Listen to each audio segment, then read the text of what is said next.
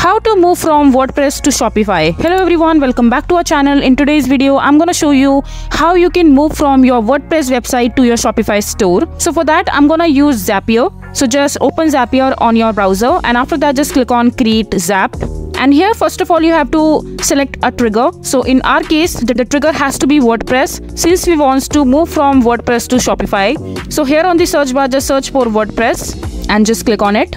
And after that just choose an event from the drop down, new user, and after that just click on continue. And here just sign in and connect your WordPress to your Zapier, and after that your first step will be done. And thereafter just click on action, and here we need to select Shopify and just click on Shopify. And now just choose an event from the drop down and just click on continue. And here just go ahead and sign in to your Shopify account and connect it with your Zapier. And once your WordPress and Shopify is connected to your Zapier, you will be easily able to move from your WordPress website to your Shopify store. So that is it for this video. If you find this video to be helpful, make sure to hit that like button and don't forget to subscribe to our channel for more such informative videos, and I'll see you the next time.